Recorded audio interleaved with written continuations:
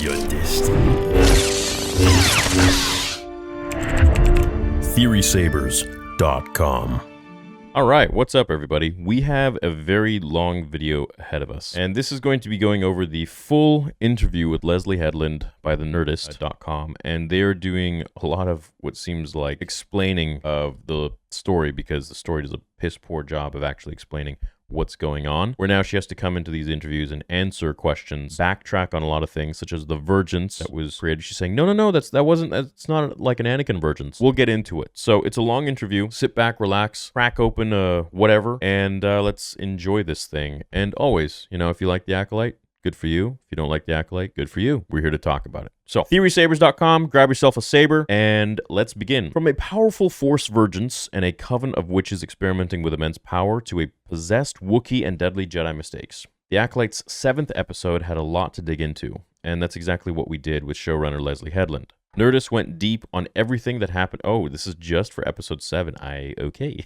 This is a lot of damage control, I think. Nerdist went deep on everything that happened during Choice and what it all meant. That includes how May and Osha's very existence is both similar and different from Anakin's, how Soul's story reflects Qui-Gon's, and we also got some big clues. Yeah, just copy-paste. At what point in the creative process of The Acolyte did a vergence become such an important part of the story? Leslye says, when we crafted the storyline of this sort of David O. Russell's Three Kings version of Jedi being stuck on this planet, the Phantom Menace, pretty much. Once we cracked that as a plot point where a lot of other things were going to come from it, it felt like the North Star for them had to be something incredibly important. It couldn't just be that they were on a planet and on a routine mission. It had to be something that was arduous, a little boring, but ultimately had an endpoint that would establish stakes for any Jedi that came in contact with a vergence. Like the one that wasn't supposed to happen for thousands of years that Qui-Gon Jinn found. On Tatooine, where 2 Jedi, I guess once you put Anakin in the mix, 3 Jedi, because got more midichlorians than all of them, were trying to find, it literally just copy-paste, dude. Seriously? Like, what creativity is even here? Once we broke episode 3 and 7, we decided that Brendok had to be a location of a vergence for a couple different reasons. One, for the motivation of the Jedi in terms of their mission and why they're on Brendok in the first place. We also felt it was very important the witches had found that planet because their power alone would not match an outside threat. What? I was going to let Osha go.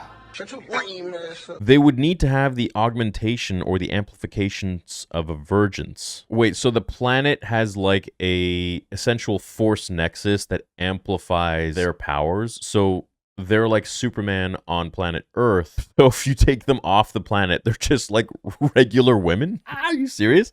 Jody, can you tell us about your character?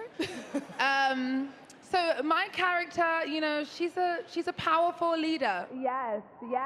We did not want the witches to just automatically be as powerful as the Jedi. Okay, so it's like Splinter of the Mind's Eye, where there's this crystal that Vader grabs. And this was actually supposed to be, I believe, episode 5, where he grabs the crystal and it like magnifies your force powers tenfold. So essentially she's just taken that idea, she's put it into this whole show, and the witches are actually literally regular people who are probably extremely weak, yet this place amplifies their force powers. So if that's the case, then shouldn't the Jedi, who have real force powers on any planet they go to because they call upon the force, have like Superman levels of power, be like literally Super Saiyan gods?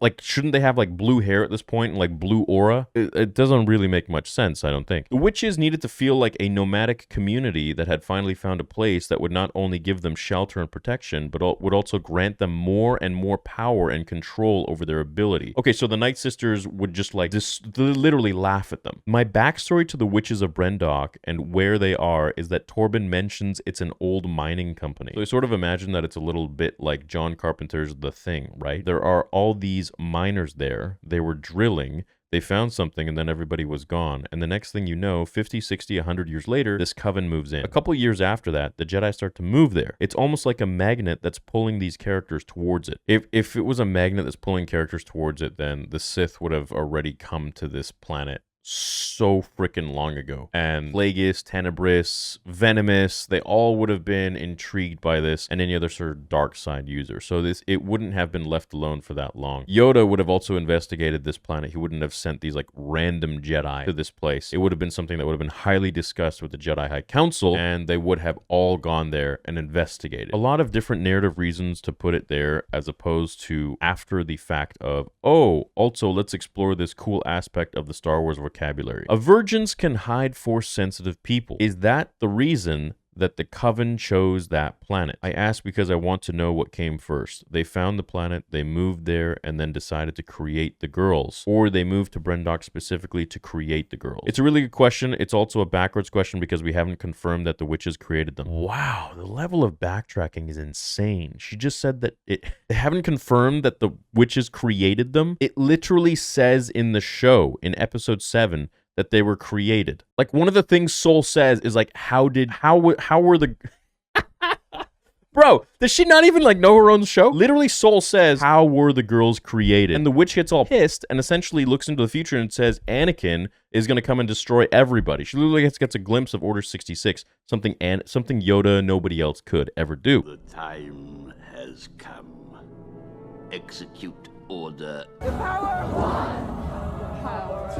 But I guess it's, the power of the planet that's giving these otherwise weak, normal humans abilities that even Jedi Master, Grandmaster Yoda doesn't have. You haven't confirmed that the witches created them. Bro, you literally confirmed in like several episodes that this was confirmed, it's literally alluded to. It's as much of an illusion, it's as much as a confirmation that they created the girls by using the thread and the Force as it is when she turned into that freaking sharp-toothed demon creature with black eyes, disintegrating herself and disintegrating May, and then Soul was like, oh, you look evil, I'm gonna kill you to save the child. I was gonna let him go. How could you think this? What? Who writes this? No, she got flack for it, and she's understanding, well, maybe this actually does destroy Star Wars, because when she went to write it, she didn't understand any of the lore or Star Wars in general, and is now backtracking and say, well, you know what? We didn't actually say that the witches created. You know what, K-Man? Can you add some clips that confirm that they did indeed insinuate that the girls were created from the thread, the Force? Mr. Twins' blood test results.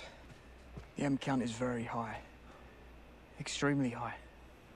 Very Force sensitive. Even identical twins would have different symbionts. It's because of however they were made. Yeah, so they're clones. Twins were artificially created. Yeah. Reporter's response, fair enough. But yes, obviously yes, it's intimated very strongly that's what happened. I believe, why, bro, you wrote this. Why did you just say, and have me go on a 5-minute tangent, that it's a backwards question because you haven't confirmed it, and then saying, yes, obviously, it's intimated very strongly that that's what happened. Bro, what the I believe that the former is true for the Coven, and the latter is true for Aniseya. I think Aniseya, not unlike Venestra, they're these very compelling leaders that have very intense senses of foresight. And Aniseya was always thought of as this religious figure that gained followers more and more as she moved out into the world. So for her, I think she always sort of knew that she needed to settle somewhere in order to bring fruition. Not a grand scheme. But so before they went to this planet, they had essentially like next to no powers, right? So because they went to this planet now, they have all of these powers, and the power of one, the power of many. Not really, it's just like the power of this planet that gives you actual powers, otherwise you go off of it and you're like literally just a normal human being. So for her, I think she always sort of knew that she needed to settle somewhere in order to bring fruition, not a grand scheme, but what was the next step of her journey would have been the height of her powers. And I think she also knew that at some point in utilizing the extent of her powers, that her destruction would come pretty soon after that. Well, using the height of her powers made her look like some demon creature that was trying to disintegrate a child that Soul was trying to protect. So I mean, yeah, if you're gonna do that, maybe try to not look so scary when you're trying to save a child. I mean, if you're, I don't know. Vernestra's having a similar experience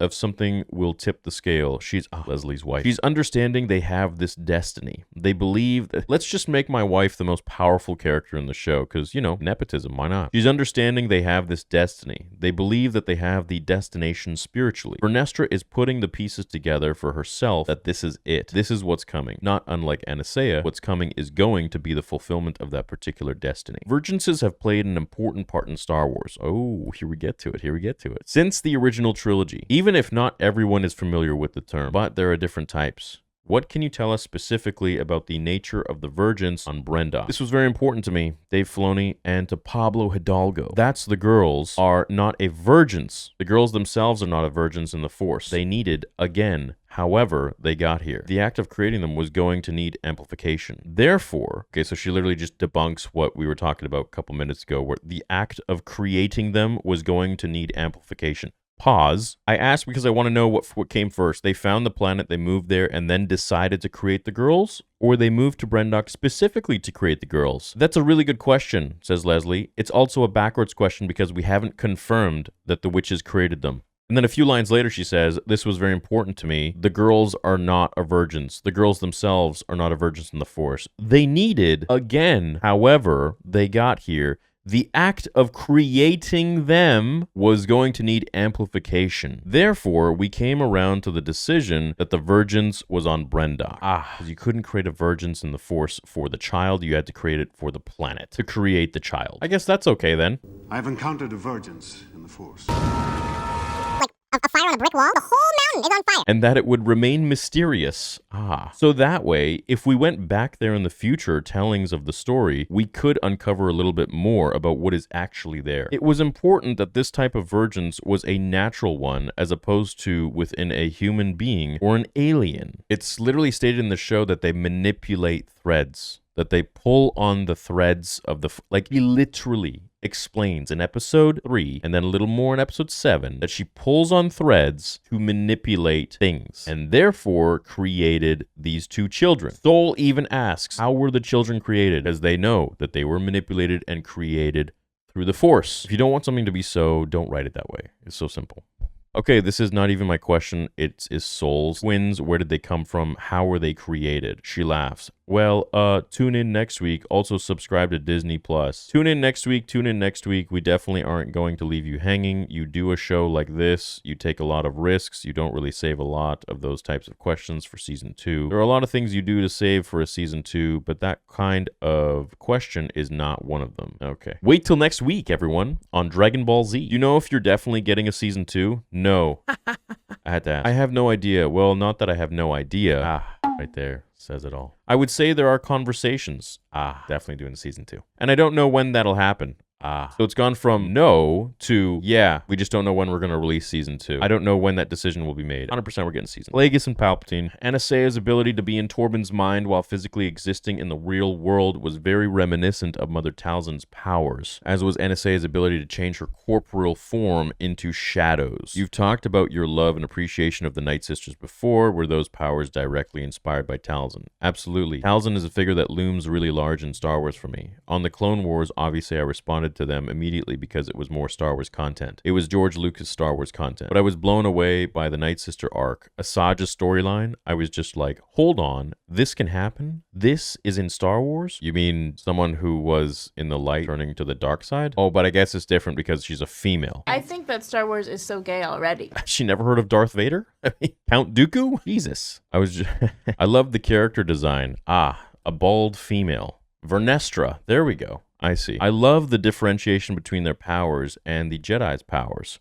It was all just really great. You mean the differentiation between the dark side and the light side? So hold on. Asajj stuck out to her because she was a female. Let's be real about this. Because there's nothing special about Asajj. I love Asajj. I think she's dope. I think we need more badass female character in Star Wars who don't suck like Rey and Reva. And that's just because they're written poorly. But you write them well, like Asajj Ventress or Ahsoka Tano in the Clone Wars, you get really well-made characters. Mara Jade, heir to the Empire. I mean, the list goes on. Bastila Shan, blah, blah, blah, blah. So in making the show, I knew one of the first things I wanted to take a look at was creating my own version of witches, because why not? Let's put your stamp on it too. Because I think that the Night Sisters are a bit more mercenary. The Acolyte's witches, I think, basically want to stay out of everyone's way and aren't grasping for any sort of power. Hold on. They're not grasping for any sort of power if they purposely go to this planet that amplifies their otherwise weak ass into some sort of like super powerful thread force pulling beings. but they're not looking for power. Okay, thank you. They're not getting involved in any kind of any political skirmish or any war movement. Well, yeah, because it's a time of peace, Leslye. This is supposed to be a time of peace for the Jedi. The only people around are Plagueis, Tenebris, Venomous, 7 other dark side users that Plagueis was potentially going to take under his wing, and he landed on Palpatine. But they were all in the shadows. None of them were making themselves known. Of course, there's no war. It's supposed to be a time of peace. The only war is the one that you interjected into this timeline, which was supposed to be time of peace. That would be the last thing they would want to do. So very different, but still echoing and calling back to the influences that those characters had on me. In terms of their specific powers, how are the Acolytes witches different from the Night Sisters? The Night Sisters utilize magic exclusively. With my witches, my witches, and not the Acolytes. With my witches, it's a bit of a hybrid. They're definitely dabbling in the Force and calling the Force by a different name. They're trying to cultivate their sensitivity to it without having to be trained by the Jedi. Is that even possible? Well, I guess so if you go to a planet that amplifies your powers 100-fold or whatever, where if you're taken off this planet, you're literally nobody, nothing. But I also think that in the Ascension ceremony, you see how they're utilizing not just wherever the vergence may be physically on the planet, but the eclipse. These powerful movements of heavenly bodies and whatever's under the earth, that type of thing. What is meant to be expressed there is that they are drawing their power from nature, magic, and the Force. So we never sort of go, they're using magic the way that the Night Sisters are. They're using the Force even though they're not Jedi. Right. So they're using the thread. They're manipulating the thread on this planet that amplifies their weakness. Put me on that planet, I'll start flying and moving rocks, essentially. To me, it felt more interesting to show a group of people, a group of witches, having abilities that the Jedi could not pinpoint, that the Jedi weren't going, oh, well, that's magic. Oh, well, that's the Force. It's one of the reasons they get so thrown off by what they're seeing. It's so unpredictable, and it's difficult for them to categorize and then report back to the Council. But then if they're on this planet, why aren't the Jedi able to amplify their powers as well? It just, like, one rule applies to the witches, but it doesn't apply to the Jedi who also use the Force? None of this makes any sense. None of this. The Jedi are trying to get as much information as they can, but each time they interact with the witches, they're getting different impressions of what the Coven is doing. I think they interacted with them like once, and the second time they interacted with them, they literally had her turn into like some demon ghost, and then they stabbed a fart, and that was it. Going into this episode, the show definitely suggested that the Jedi might have done something truly terrible on Brenda, but I think this episode showed that all of their actions were either genuinely noble, totally defensible, or at least understandable mistakes. What was the thematic purpose of raising the possibility of hidden Jedi crimes if you were then going to reveal that they were flawed rather than evil? I'm so glad it read that way for you. It's a show about the bad guys in every sense of that word. Jedi are the bad guys. They're the oppressors. And because my previous work before coming into Star Wars was almost always concerned with some sort of morality, immorality, or amorality, it was always about characters running through a spectrum of those things as opposed to having a good character and a bad character, a good girl and a bad girl, a nice guy and a womanizer. What the f*** talking about Han Solo? Look,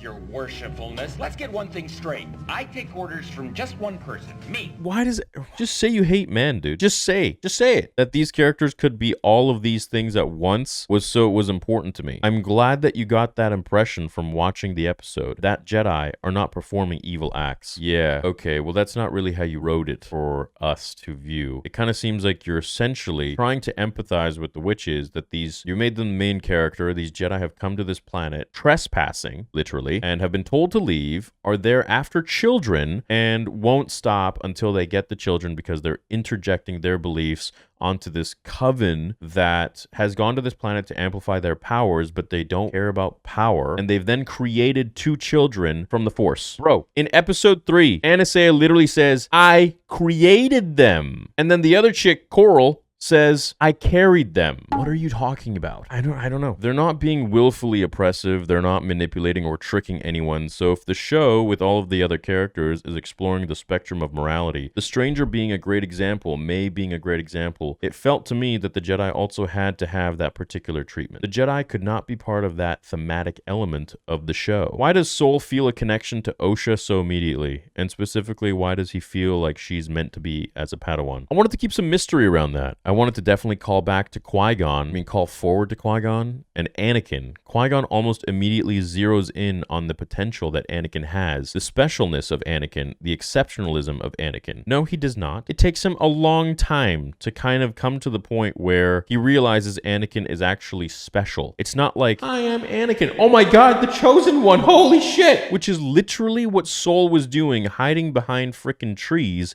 and his pupils were dilated as he saw these children. He's like, oh my god, they're going to be the best Jedi ever, they're going to be my apprentice. He's like essentially going through baby fever, what like a woman would go through baby fever. He's essentially going through that with a Padawan fever. He wants a Padawan of his own, and he doesn't have one, and for some reason, he's hell-bent on training one of the twins or both of them. And then when he finds out that they were artificially made through the Force, he's even more hell-bent on it. But Qui-Gon Jinn, he took so much time to kind of feel Anakin out, see him out, see like, okay, well, like, how does he do with the pod race? He's got gifts. He tells Shmi. He sees things before they happen. It's a Jedi trait. He's starting to understand and believe. He does tests. He literally tests Anakin's blood. And then he's sitting there thinking. And Obi-Wan's like, it's off the charts, Master. I don't know. It's 20,000. And he's like, what does this mean? And Qui-Gon's just looking there and he's like, I don't know. Nowhere in that moment is he like, he's the chosen one. I need to take him to the council and train him immediately. It's like, no, dude. He's literally like still with midichlorians higher than Grandmaster Yoda. He's sitting there perplexed. Like, I don't know what this means.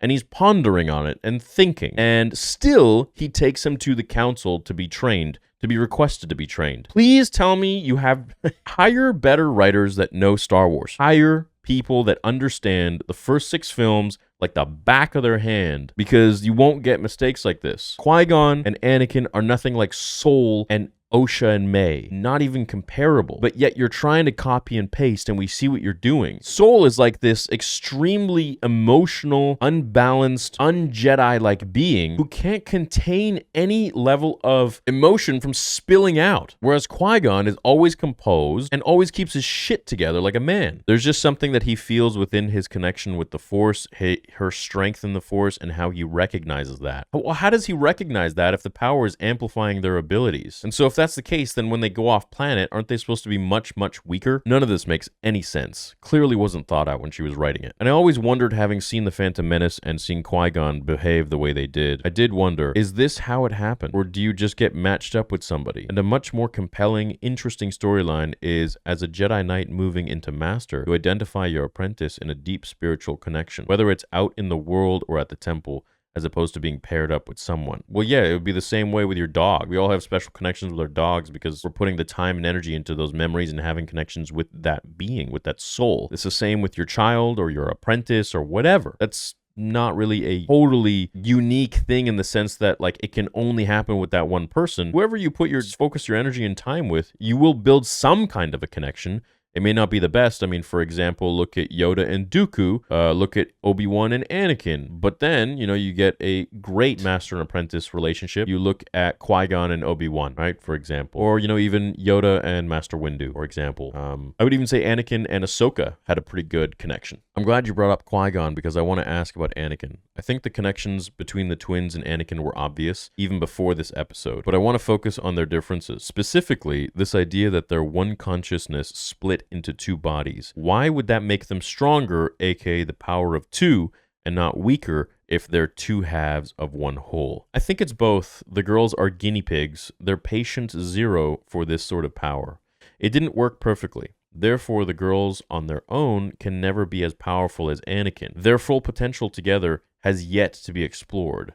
They've been separated too long. Okay, so they're dyad. Cool, more dyad shit. I don't know, man. It's like in Dragon Ball Z when you get Goku and Vegeta fusing, they become like this ultimate powerful being. But now she's saying that like they're stronger when they're apart, when they're split. It's like when you're doing an experiment and it's the first round of it. There are maybe not an experiment of creating Force-sensitive children from the Force, which is something that Palpatine and Plagueis could never do. All right, got you. Cool. They are maybe not the first, but one of the first experiments of this particular use of power. So the twins are weaker than Anakin for sure. They're going, oh, she has to say that now. I feel like the reporter went through like a list of all the YouTubers' comments and discourse about the show, and he's just trying to hit on all those. And so Leslie's like trying to do damage control on all of those plot-breaking points that she created because there are so many questions now. So the Nerdist reached out and they're like, hey, let's address all of the things that, you know, these YouTubers are talking about, these people online are talking about, and, you know, you can, like, fix everything. Yeah, that'd be a great idea. No, that's not how this works. They're going to fall short of what will eventually become the chosen one. They will never achieve what that is because, in my mind, Aniseya could only do so much. Okay, so she did create them. She keeps literally confirming she created them. And in the show, but then in the interview, she says she doesn't. Like, are you trying to be smart? The twins split, Aniseya's power split, and therefore a lot of her philosophy is about the power of two, about the fact that they must stay together. They must stay together. The twins are stronger together if she keeps them together. And obviously there's an analogy to this of the isolationist feeling. Not just the coven, but also of family. If I can keep you safe, then you won't get hurt. You won't get hurt. Why did you keep repeating it twice? Power of two thing going on? This is why the Jedi blowing up this dynamic, both in episode 3 and 7, is so important to see, because Aniseya starts to essentially go into this crisis as a parent. Of course, I know they need to stay together, but they also need to be their own person. So perhaps I need to let go of my own design and trust that this is what's meant to be. Because what's the other option? That I force my children to be people they're not. Okay, so this is a therapy set. There's therapy time. Whole show, therapy set. Very nice. Why are the twins the Coven's future, and why would letting Osha go with the Jedi sacrifice? Listen, Leslye, we all have, like, childhood trauma. We all have things that we need to go to therapy for. We're not going to interject that into a $180 million Star Wars project. Please leave that shit out of it. I don't bring my issues to the table. Nobody brings their issues to the table in that sense when they're coming to do a professional job of telling a story. It's so clear that this is a very, very personal thing for you, and you're literally using this company's money to try and create something that will make you sleep better at night. What the hell, man? We all got issues. We all got problems. We're humans. We live on this planet, we go through shit, and then we croak. That's how it goes. But don't interject this into that. What the hell, dude? Why are the twins the Coven's future, and why would letting Osha go with the Jedi sacrifice their future? Why does a powerful coven of witches need new leaders anyway? Not unlike what I was just saying, that Aniseya and the Coven do believe, to be the extent that the witches understand them, that the power of two will breed the power of many, meaning that these young girls will start a legacy that could actually grow and grow and grow. That is unlike the Sith, who are going to operate with only two always. One to have the power and one to crave it. That dynamic and that balance is how the Sith stay around. Right, but before Revan, before Bane, that wasn't really the case. There's just a shitload of them, like the Brotherhood of Darkness. Part of what the Coven wants, even if it's not what Aniseya wants, is this legacy. This feeling of the two girls ascending into becoming the leaders of the Coven, of being little Dalai Lamas they can worship, that they would proliferate, being able to create more children or being able to create more. The witches are powerful, very powerful, but they're only powerful together. As you can see with what happened with Kelnaka, they could not be able to, one by one, do what they did with him. Right, then they all died. Why did they all die when Indara... Dude, this is literally damage control, this whole article. Why did they all die when Indara freed Kelnaka? This was a big question when we were working on the episode. To me, it was very important because it told two stories. One, that Indara, despite her... She's going to say, what, they're all connected or something. One, that Indara, despite her being completely and utterly the consummate Jedi in this episode, I did feel it was important that she also misjudged something. If we were going to explore those themes, she couldn't just be this infallible Jedi. She also had to have something else going on with her. And I think what she did is, in the moment, in trying to sever the connection between Kelnaka and the witches, she dealt with a power that she did not understand and was familiar with. Did she kill them? Yeah. She didn't know what was going to happen to them. Okay. That's quite the power. Wow. I mean, if only Anakin had such a power, he could have literally just short-circuited all of the droids in the Clone Wars. Or Yoda. I mean, hey, why not? The most powerful Jedi in existence. Almost 900 years old. He could have just, boom, just like that with a little head tip. But I guess it's the power of the planet that does that to you. Maybe they could, like, take a piece of soil from the planet and, like, put it in their robes. And wherever they go, they're, like, amplified. You know, maybe something like that. Or, you know, maybe Palpatine could have taken the Death Star and destroyed the planet and, like, had all of that power emanate into the galaxy so that everyone can benefit from having extra powers of this vergence on a planet. Cool. Was it intentional? No, she did not know. All she was thinking was, I have to save him. Again, it starts to become a selfish want. I must save this colleague of mine. I have to do this. If I don't do this, then something terrible could happen to him. Bro, I wouldn't be so worried about what happens to Kelnaka. I would be worried about what happens to all you Jedi. He's going to kill all of you guys. What do you mean? It's either them or us. So what what is this? What's the option here? And they're causing this. We've seen what they're capable of. I've seen them do this to my Padawan. They're now doing it to an incredibly powerful Jedi Master. What do I do? Okay, I'm going to make this decision. Okay, so she did mean to kill them. I now see why May was written the way she was, where she can't make up her mind. 1 minute she does one thing, 1 minute she does another thing. It's literally because Leslye Headland can't make up her own mind, even in this interview, where she'll say one thing and then she'll completely contradict and then say the other thing. What is going on here? But she doesn't know what the consequences of that decision will be. The same way that Sol doesn't know what his actions will mean for Osha's future. Corbin doesn't really put together, because he's so young, that the consequences of his actions are going to lead to all of this falling apart. The consequences of what actions, bro? He didn't even do anything. He literally had his mind infiltrated by this witch who like got all sexual and weird with him and then told him to get on his knees. What is he guilty of? Indara had to also make that mistake in order to continue exploring that idea. What mistake? Let them all be killed by Kelnaka and then Kelnaka be killed as well? What are you talking about? Coral says she would die before she let the Jedi take her children. Then the Jedi like Osha. So is it okay to assume she's dead? Because the episode definitely suggests she survived. Yeah, no body, no death. That's all I have to say about that one. All right, yeah. Considering this angry, powerful, force-sensitive witch might be out there, and we also have this unexplained, powerful dark side user out there as well, is it possible that Coral and Kimir know each other?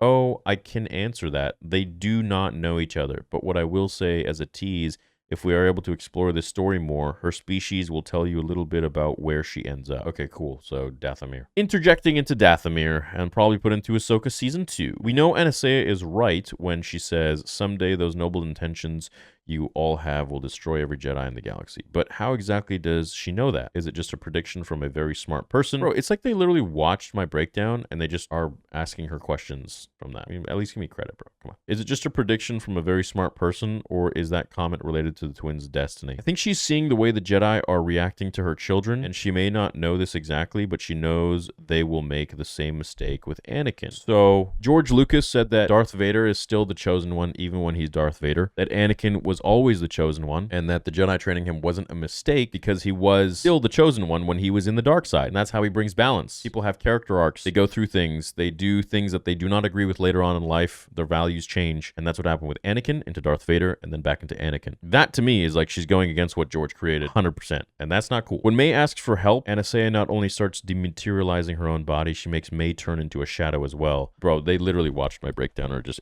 taking questions from this shit. What can you tell us about what exactly is happening there and why? Aniseya's main concern is that violence will be used in this confrontation. And I talked about that meaning two things. One, that Aniseya must have come from some place that utilized violence. It's something she would have seen when she was a child, something that she would have endured in her coming of age. Okay, cool. So another therapy session. So the main concern is obviously the safety of her children. So was this working with Weinstein? Is that where that's coming from? The physical safety of them. The secondary concern is, I do not want my children or my legacy to be affected by something violent. I want to remove them from whatever that is. The why about dematerializing is the first thing that Jodie and I talked about in seeing the character.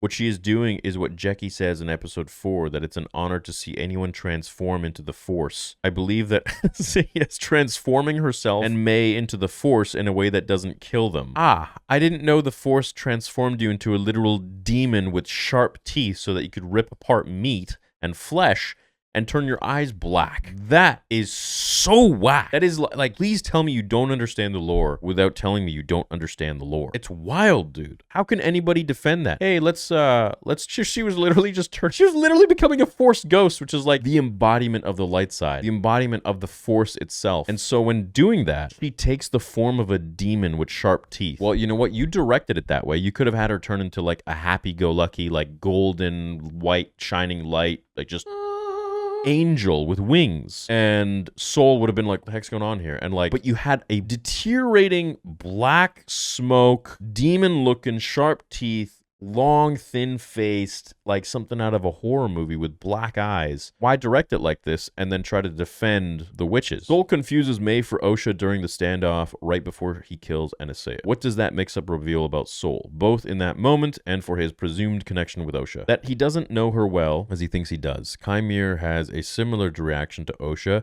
that Sol has. Sol has the Qui-Gon Anakin connection with her. This is a powerful Force-sensitive child. This child is meant to be my Padawan. I'm drawn to this particular... But George already did that in episode 1, and that was supposed to be the first time that that happened. So why are you now trying to put in place before George did any of that, now say that, oh, no, I was the original. This is the first time it actually happened. It was my story, my witches. That's just so weird. I'm drawn to this particular power, which means I need to help this young woman reach her full potential as a Jedi. Okay. Chimere has the exact same experience with her in episode 2. The second Osha walks into the apothecary, he knows that it's not May. He can feel that this is something different. He can feel that he wants to teach her. Chimere wants to be a part of her journey in reaching her full potential. What I think is interesting is that Chimere and later the Stranger never mistakes Osha for May, and Soul mistakes Osha for May at least twice. That's also meant to foreshadow who Osha's real master will be. Oh, nice. So Osha's okay, so right there. So she all that's for nothing, and then Osha becomes the apprentice to Chimere. Sweet. That makes a lot of sense, dude. Let me just train for 17 years and then switch my mind up and now get the different perspective and be with Soul. And then let me want to kill this person who's killed my friend, and then now I'm going to join him after he kidnapped me to a private island and I saw his Winky.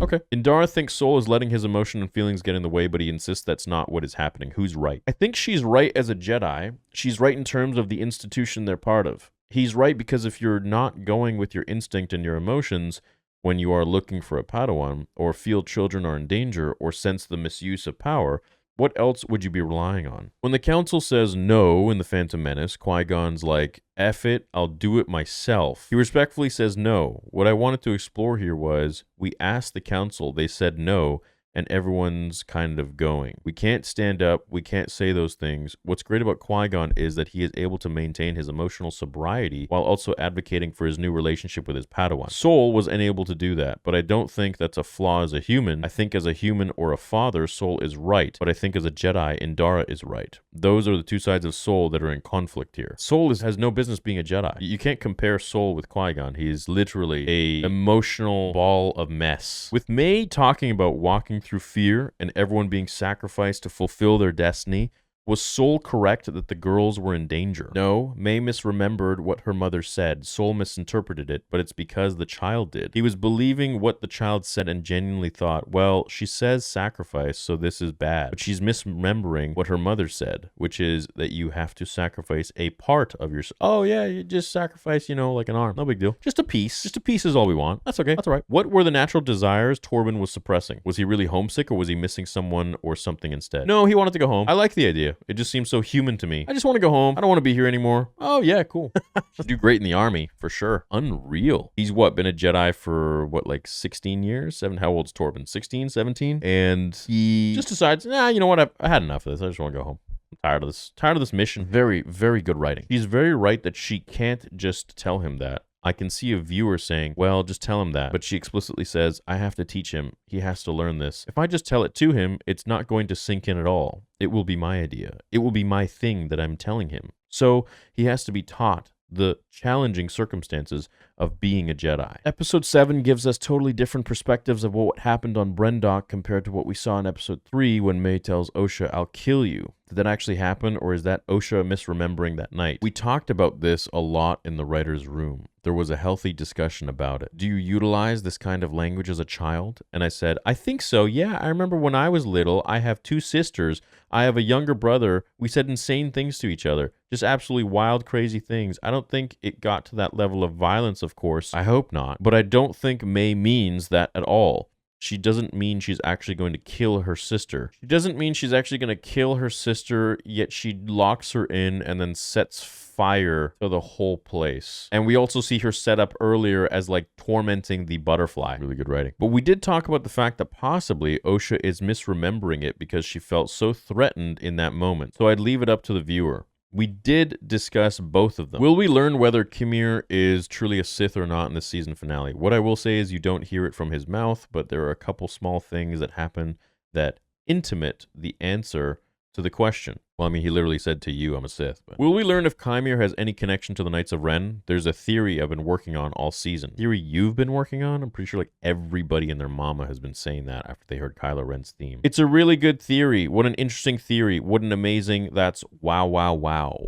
Yeah, well, I mean, you put the music there. What aspect of the series that will prove important in the finale do you think people haven't focused on enough up to this point? Ah, yes, it is our fault as the viewer to not focus on something enough because we're too distracted with lore breaking and the other bullshit that was put in this convoluted written show. That's a good question. I haven't been following the coverage of the show enough to really...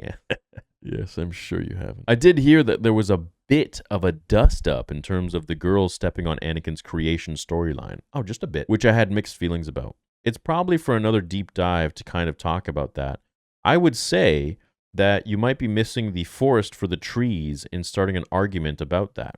Instead of seeing that this is a power that could have existed in the world way before Anakin, and that power was being pursued by someone. So it's not an issue of paying attention to, but I did hear about that. And I just think people aren't taking into account the era that we're in. Ah, so things could happen before they were supposed to actually happen. You mean like the 1,000 years of peace that was pre-established that you destroyed? You mean like Ki-Adi-Mundi that wasn't supposed to be born yet or even in the show or to know that Jedi were dying in this 1,000 years of peace that you interjected and destroyed? You mean like the vergence in the Force that was a once-in-a-lifetime kind of thing that was written in the prophecy and hadn't shown up for thousands of years for the Jedi that you interjected 87 years before The Phantom Menace when that was supposed to be the first iteration of that ever happening? Please do your Star Wars research before getting $180 million to write something and then saying, we're not focusing on the right things. I think it is you that's not focusing on the right things, Leslye. But you got your money. Oh, there's more. If there's anything we know about the fifth in Sith, in sequels or prequels, one of the things we do know about them is their quest for these abilities, like we're seeing Aniseya being able to execute with the twins. It just seemed to me,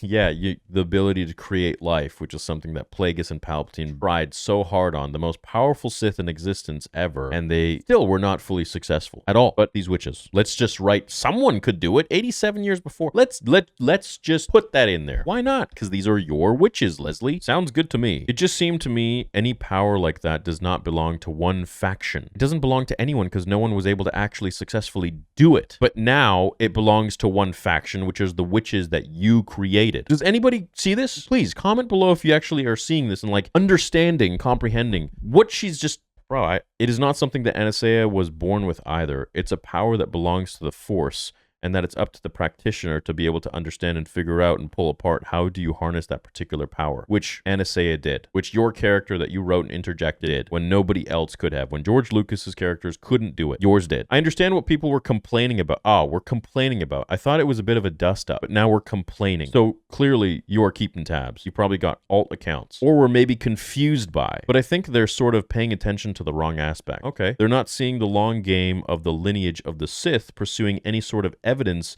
of this type of power in the galaxy, and then tunnel visioning forward toward it and improving upon it. Again, if the girls are a test run, being able to improve on what that power is and being able to perfect it, that would be something, if I were a Sith, I would be interested in. Yes, the problem is that there was no test run, Leslye. There was never a iteration that was created where a Sith or any Force user of any kind was able to manipulate the Force and the midichlorians to create life. Plagueis never did it. That's just a tale that Palpatine told Anakin to coerce him into the dark side, to seduce him into the dark side, as you like to sexually say. Now you've created one faction that is able to do this.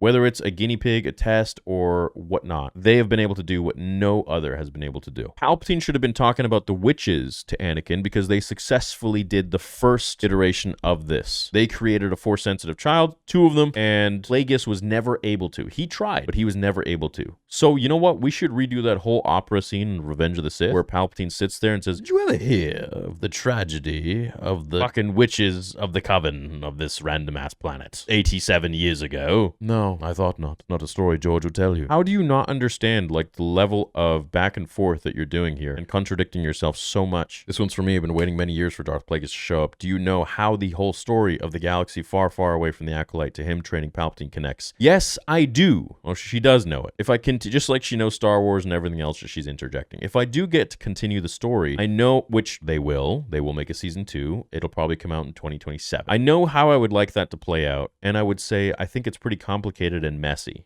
Cool. Mikey Walsh is a staff writer at Nerdist who always thinks Darth Plagueis is showing up any second.